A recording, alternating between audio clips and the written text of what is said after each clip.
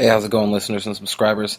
Gotta say, I am not feeling well today, and the past couple of days I've been really busy with the move, getting ready to leave here, so everything's really a mess. But I figured I could still get this one out here. Could AI allow you to live forever? So when I first read this article, it really reminded me of the Black Mirror episode where that young lady tries to bring her boyfriend back to life after he suffers an untimely accident. Matter of fact, if you've seen that episode, go ahead and see if you can point out some of the similarities here in this article. Apologies in advance if I mispronounce some of these names. When Roman Mazurenko was killed by a hit-and-run driver in late 2015, his friend Ugonna Kaida, then in her late 20s, found herself scrolling through old text conversations. She was searching for vestiges of her friend and his digital footprint. Roman was always fascinated by the idea that our data would outlive our physical selves, so as an homage, Ugonna decided to use Roman's online data, at least what she could access, to bring her friend back to life. See, it's already starting to sound like that episode, right? 2 years before Roman's untimely death, Ugonna had co-founded Luca, a startup that used artificial intelligence to build chatbots. Its first product was a Yelp competitor that users could text for restaurant recommendations. After Roman passed, Ugonna realized her company's tech could be put towards another purpose. From the digital history of text she'd exchanged with Roman,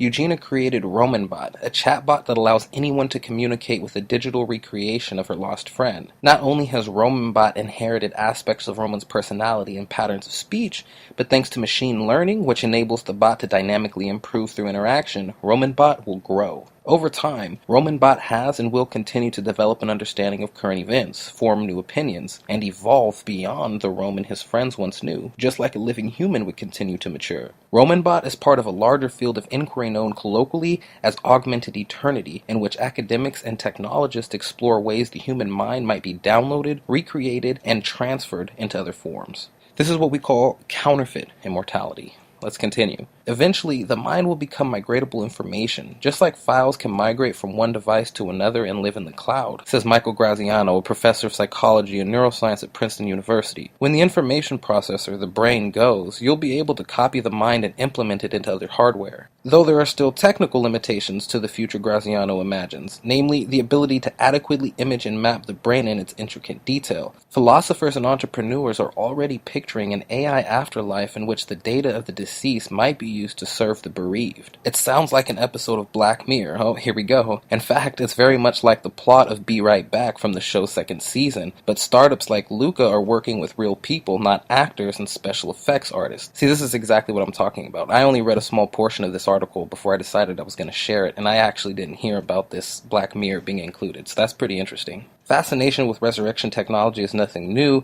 and there have been various high-profile attempts at solving the problem of mortality. Barbra Streisand famously cloned her dying dog, Paywall, in 2017 and now raises puppies created from the DNA of deceased Sammy. Ray Kurzweil, and we've talked about him on this channel before, has been safeguarding boxes of his late father's mementos in hopes of one day using them to bring him back to life. Russian billionaire Dmitry Itskov hired a team of scientists to develop cybernetic immortality before the year 2045. Within the next 30 years, I'm going to make sure that we can all live forever, Itskov told the BBC. I'm 100% confident it will happen. They must be talking about the 2045 Strategic Social Initiative. But going on, the article says, but an individual is more than the output of a predictive algorithm trained on the past. The Luca chatbots, for example, are only trained on digital communications. There are no inputs for the inflection of someone's voice or the way he or she made eye contact when listening intently. Not only is the digital surrogate incomplete, but when we embody someone who is no longer living, we run the risk of bastardizing their identity.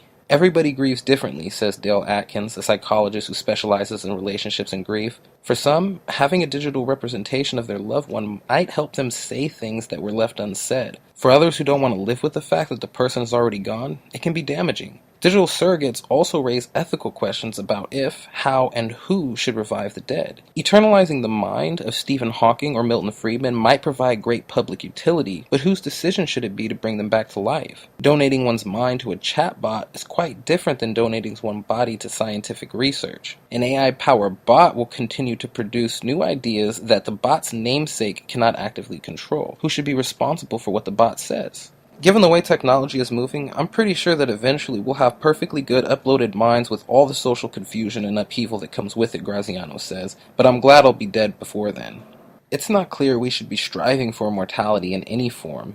In his book, Being Mortal, the surgeon and author Ugonna argues that medicine should not take as its mission a focus so narrow as avoiding death at all costs. I'll say that again. In his book Being Mortal, the surgeon and author Ugonna argues that medicine should not take as its mission a focus so narrow as avoiding death at all costs. Our most cruel failure is how we treat the sick and the aged. He writes, "It is the failure to recognize that they have priorities beyond merely being safe and living longer." In much of Western Europe and North America, a myopic view of death leads to far too many invasive surgeries on brittle bodies and far too many dollars spent trying to keep loved ones alive in a vegetative state for just a few more days. Perhaps counterintuitively, digital afterlives may help those living in cultures that fear death develop an ease with the end of life. Much like an Indonesian family might leave out a plate of fresh food each morning to honor their ancestors, perhaps chatbots will become the cultural altars of those lost to people living in post-industrial society. A reminder that just because someone is dead doesn't mean they're gone. Closure is a good word for real estate and business deals, but it's a terrible word for human relationships, says Pauline Boss, a former professor at the University of Minnesota who is now retired. Boss studied the sort of ambiguous loss that, for example, a family may feel when they lose a son to war but never get a chance to bury his body. Once you become attached to somebody, loved them, cared about them, when they're lost, you still care about them, Boss says.